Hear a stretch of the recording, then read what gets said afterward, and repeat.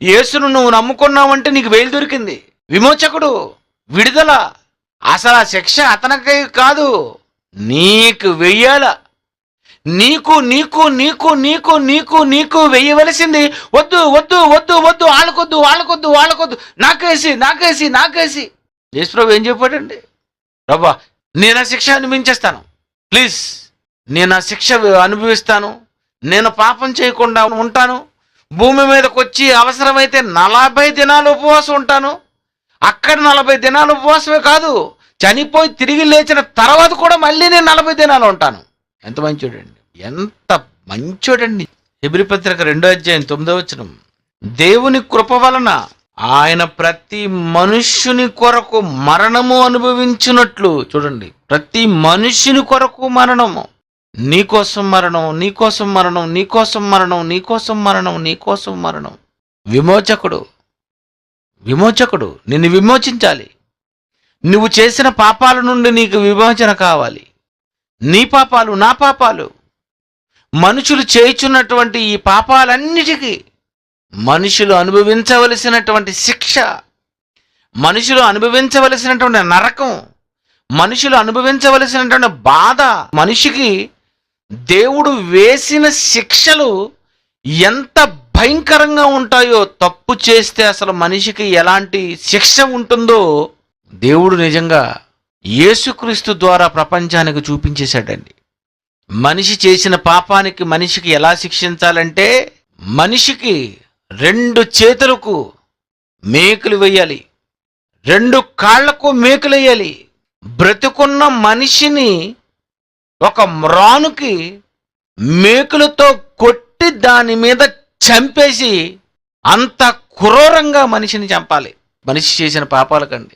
పాత నిబంధన చట్టంలోనే ఒకవేళ నిజంగా మనం ఉండగలిగితే, కొత్త నిబంధనకు వచ్చాం కానీ నిజంగా పాత నిబంధన శిక్షలో కానీ నిజంగా మనం ఉంటే, మనందరికీ ఖచ్చితంగా 2 చేతులకి 2 కాళ్ళకి మేకులేసేయాలండి. మన పాపాలు దేవుడు ఒక మనిషికి విధించే శిక్ష అంత భయంకరంగా ఉంటుంది. అంటే పాపం చేస్తే దేవుడికి ఇష్టం ఉండదు.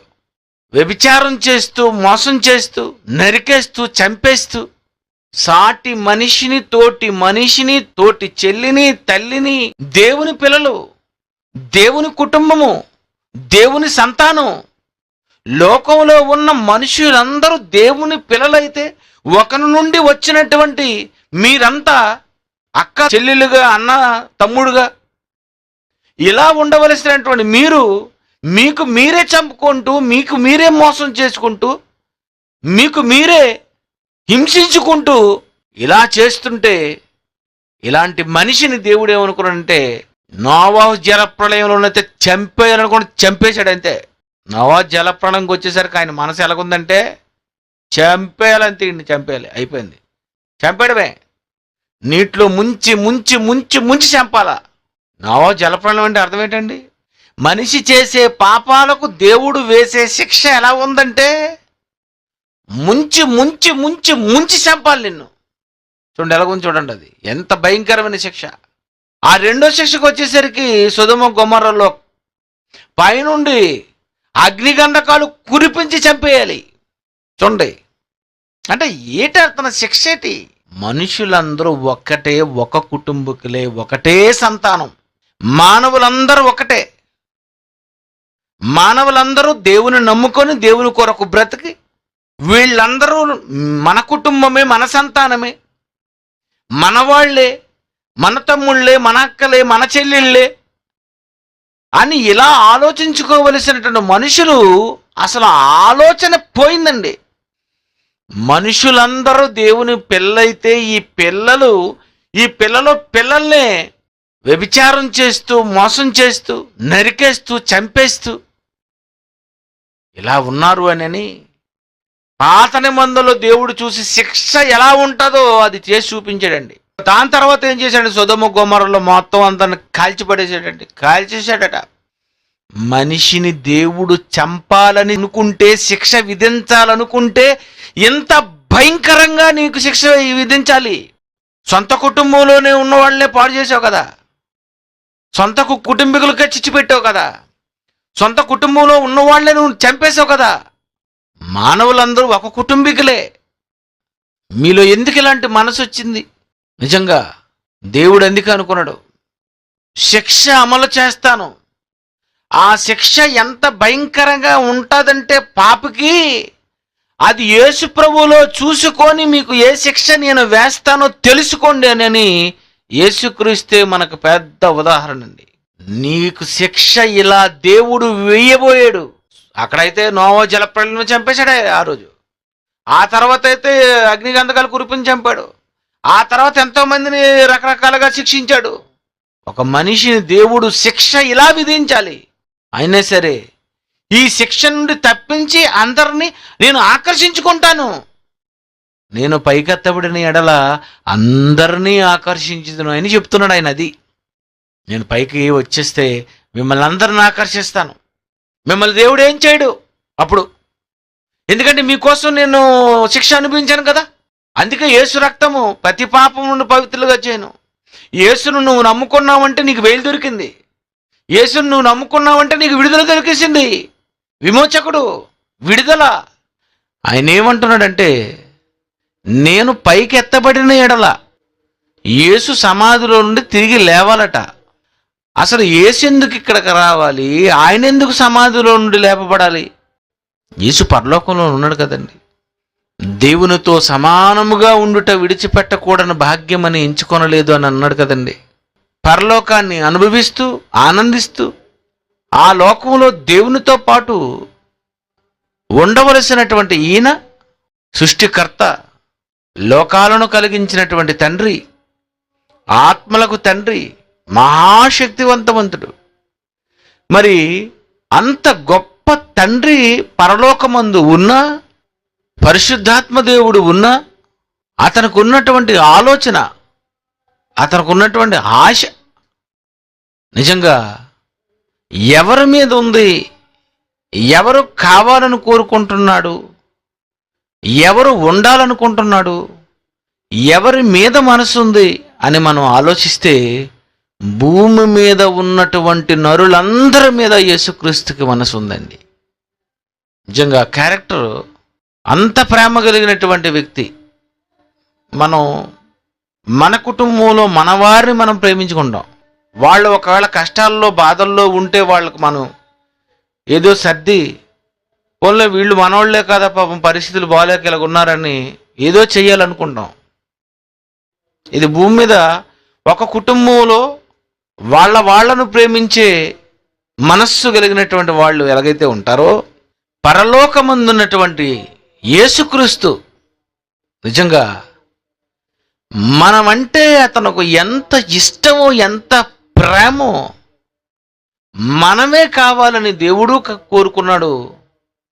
మనల్ని రక్షించాలి, మనమే కావాలని యేసుక్రీస్తు వారు కూడా కోరుకున్నారండి. అలా కోరుకొని మనల్ని అందరినీ ఆకర్షించాలి అని, మనల్ని అందరినీ పరలోకానికి తీసుకొని వెళ్ళాలని, నేను భూమి మీదకి పైకెత్తబడిన ఎడల అందరినీ ఆకర్షించుకుందును. నేను సమాధి నుండి తిరిగి లేవాలి. మరి సమాధిలో నుండి తిరిగి లేవాలంటే నేనేం చేయాలి? ఎన్నో శోధనలు జయించాలి. మీరు ధరించుకున్న శరీరమే నేను కూడా ధరించుకోవాలి భూమి మీద. మిమ్మల్ని శోధిస్తున్న శోధకుని చేత నేను శోధింపబడాలి. ఎన్నో కష్టాలు, ఇబ్బందులు, శ్రమలు ఇన్ని అనుభవిస్తూ నిజంగా మనందరినీ ఆకర్షించాలని యేసుప్రభు వారు అనుకున్నారు అంటే, నిజంగా ఎంత ప్రేమ కలిగినటువంటి ఆయన, ఒక ప్రేమామయుడు, ఒక కరుణామయుడు. భూమి మీద ఉన్నటువంటి మానవులు, దేవుని పిల్లలు, యేసుక్రీస్తు వారు నిజంగా ఆయన ఆకర్షించాడండి. నేను గాని పైకెత్తబడిన ఎడల మనుషులందరినీ ఆకర్షించుకొందును. ప్రతి మనిషిని. యేసుక్రీస్తు అంటే మహాకర్షక శక్తి. యేసుక్రీస్తు అంటే ప్రపంచంలో ప్రతి ఒక్కరూ యేసు ప్రభు దగ్గరకు రావాలి. యేసును సొంత రక్షకునిగా అంగీకరించాలి. అందుకే యేసు ఈ భూమి మీదకు ఎందుకు వచ్చాడు అని మనం ఆలోచిస్తే మన గురించేనండి. మనం కావాలని ఆయన వచ్చాడు. మనుషులందరినీ స్వస్థపరిచాడు. ఎన్నో రోగాలను బాగు చేశాడు. మన కోసం తిండి మానేశాడు. 40 దినాలు ఉపవాసం ఉన్నాడట. చూడండి, ఎందుకు 40 దినాలు ఉపవాసం ఉన్నాడు చెప్పండి? సాతాను చేత శోధింపబడడానికి 40 దినాలు. మన కోసం వస్తే మళ్ళీ వాడితో ఏంటి? వాడితో కూడా పోటీ పడతా. వాడు శోధించిన వాడి శోధనలో నేను పడకుండా అన్ని శోధనలు నేను ముగించుకోవాలి అని భూమి మీద దేవుడు మనిషికిచ్చినటువంటి మానవ దేహంలో పాపం చేయకుండా మానవుడు జీవించవచ్చు అని నిరూపించడానికి మనలాంటి శరీరమే కావాలని కోరుకున్నటువంటి ఆయన. మనిషి ఏ ఆకారాన్ని అయితే ధరించాడో ఇదే ఆకారాన్ని నేను ధరించి భూమి మీదకు వచ్చి మానవులను ఆకర్షించాలి. ఎందుకంటే మనందరికీ కూడా పరలోకం రావాలి, మనమంతా ఆ లోకానికి వెళ్ళిపోవాలి అని మనుషులను ఆయన ఆకర్షించాలి, పరలోకానికి తీసుకొని వెళ్ళాలి అని వచ్చాడటండి ఆయన. యేసుక్రీస్తు అంటే ప్రపంచంలో ప్రతి ఒక్కరూ యేసు ప్రభు దగ్గరకు రావాలి, యేసును సొంత రక్షకునిగా అంగీకరించాలి. నిన్ను రక్షించడానికి ఎన్నో రకాలుగా నీకు మాటలు అందించి నీ 60 సంవత్సరాల జీవితంలో ఎన్నో రకాలుగా నీకు ఈ మాటలు ఎవరి ద్వారానో నీకు ఎన్ని రకాలుగా కరపత్రాలుగా టీవీలలోనూ ఎన్నో రకాలుగా నీకు లైట్లు వెలిగించడానికి యేసుప్రభువే శకపురుషుడు అయిపోయాడు. క్రీస్తుశకం క్రీస్తుపూర్వం ఇంకా అంతకంటే నీకు ఇంకా ఆధారం ఇంకేం లేదు, అంతకంటే గొప్పదేం లేదు. నిన్ను నమ్మించడానికి యేసుప్రభు నాకు తెలియదంటే కానీ కుదరదు. కానీ యేసుప్రభు పేరు తెలియదని అనుకో, తెలిసి నీకు శకపురుషుడు తెలుసు, యేసుప్రభు తెలుసు. మరి తెలిసినప్పుడు నమ్మాల వద్దా? నువ్వు నమ్మితే రక్షింపబడతావు, నువ్వు నమ్మితే సేఫ్. అందరూ దేవుని దగ్గరకు చేరిపోవాలి. మరి ఆ చేరిపోవాలంటే ఈ భూమి మీద మనుషులను పరలోకానికి తీసుకొని వెళ్ళే ఒకే ఒక ఆయన యేసుక్రీస్తు. నువ్వు నమ్మితే రక్షింపబడతావు, నువ్వు నమ్మితే సేఫ్. దేవుడు శిక్ష వేస్తే ఆయన అమలు చేసింది అంత ఘోరంగా ఉంది. నిన్ను మామూలుగా కాదు, 2 చేతులు లాగి మేకులేసి 2 కాళ్ళకి మేకులేసి ఎంతసేపుల్లో చచ్చిపోతావో అలా మేము కాపలా కాయాలా, ఈడెప్పుడు చేస్తాడని. నీకు అలాంటి శిక్ష అసలు యాక్చువల్గా దేవుడు శిక్ష వేస్తే ఆయన అమలు చేసింది అంత ఘోరంగా ఉంది. అయినా నిన్ను యేసుప్రభు ప్రేమించి క్షమించి కరుణించి కరుణామయుడిగా ఆయన నీ దగ్గరకు వచ్చినప్పుడు ఆయన్ని నువ్వు తృణీకరిస్తే, ఆ దేవుడి దగ్గర రాకపోతే, ఆ క్లాసులకు రాకపోతే, ఆరాధనకు రాకపోతే, రొట్టె ద్రాక్షారం తీసుకోవడానికి రాకపోతే, అసలు ఈ దేవుని కార్యక్రమాలకు రాకపోతే నిన్నేం చేయాలో జడ్జిమెంట్ నువ్వే చెప్పు. సృష్టిని ఇచ్చింది మనిషికి దేవుడే, బ్రతుకును ఇచ్చింది మనిషికి దేవుడే.